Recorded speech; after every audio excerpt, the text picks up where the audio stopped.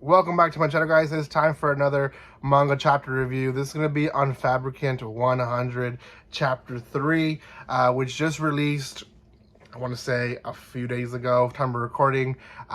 So it's very recent to the week. If you haven't checked out Fabricant 100, you guys can find it on Shonen Jump or anywhere else really that you guys can find manga.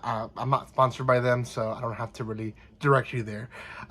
Anyways, this is chapter 3 of time of recording. Depending when you watch this video, there might be another chapter out, so just kind of forgive me if you're watching this 2 weeks later. Anyways, a great chapter, sets up a little bit a new I guess, eyesight of what's going on in the world in this story, and it ends in a cliffhanger, so we'll see what happens next week. But before anything, if you haven't done so by now, make sure you subscribe to my channel, give some love by commenting, liking, and sharing. If you haven't done so by now, make sure you check out the other first 2 chapter reviews that I have on this series, and other shonen series like the Ichinose Family Deadly Sins, and other stuff that's coming out. So give some love on the channel if you haven't done so.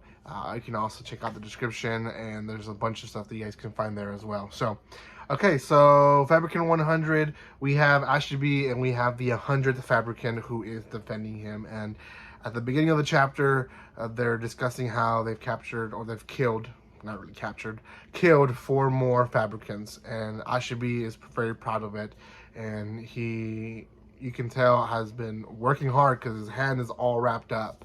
And for those who've forgotten, he uses his blood to attract Fabricants. Well, Fabricant 100 basically, I think at one moment leaves Ashibi by himself to go get something, and Ashibi blinks and ends up in some stranger's car. Now, first thing that he thinks is, I'm being captured by a Fabricant. And there's 2 guys, and he's talking like, what the heck are you doing? Like, what is your power? Doesn't really understand how they're able to move throughout the city with just a blink of an eye. And at first, his thought is, I'm going to cut myself, which he does, and drop blood. That way, Fabricant 100 is able to chase me and get me where he has to be. Well, this guy uses his power and basically randomly places the car around the entire city where his blood drips everywhere, and it defeats the whole purpose. So Ashibi can only think of one thing, and is that he's just very fast, and the speed that of a blink of an eye is just what he's perceiving and not really what's happening. So he's not really teleporting, he's just moving really fast with him in the car. Well, they have this whole conversation, and essentially he finds out that these 2 guys are not Fabricants, and in fact these 2 guys are trying to help Ashibi and basically free him from Fabricant 100.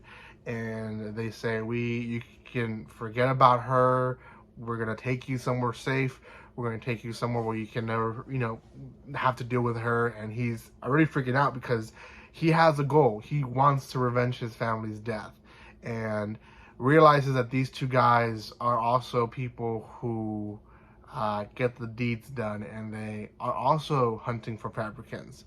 And he realizes that there's other people that know the story of the Fabricants, and that there's other people who have gone through the same and lost family members. So that's, again, there's a little bit of like, oh, it's not just him, there's other people hunting down these Fabricants. So he still doesn't want to be saved from this life. So he ends up biting into his arm hard enough. Remembers that Fabricant 100 at one point tells him that he can only cut a little bit because too much will be too much that he'll lose.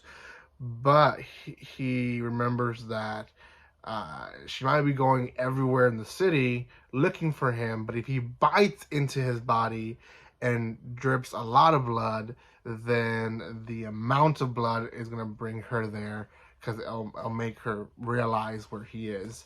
And she does. The last, I think I made this picture, or this last page, my thumbnail, or part of my thumbnail. The last scene is just her standing in front of the car waiting to see what their next move is. And that's the end of the 3rd chapter.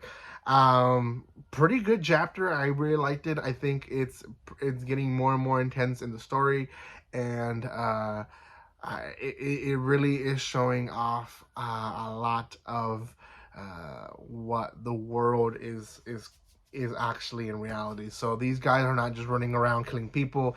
There's other people actually also defending them. So anyways, guys, that is chapter 3. I don't think this is gonna be a story that slows down. I think it's gonna be pretty fast paced story. So I don't know how long it is, because it seems like they've killed already a lot of Fabricants. Other people are killing Fabricants, so there's not going to be a lot of Fabricants left to kill. So, so I'm very curious to how short the story will be, but we'll see. For now, make sure you check out my other chapter reviews. Make sure you give some love by commenting, liking, and sharing. And again, if you haven't done so, subscribe to my channel. Give some love, and like always, guys, don't be strangers. See you guys.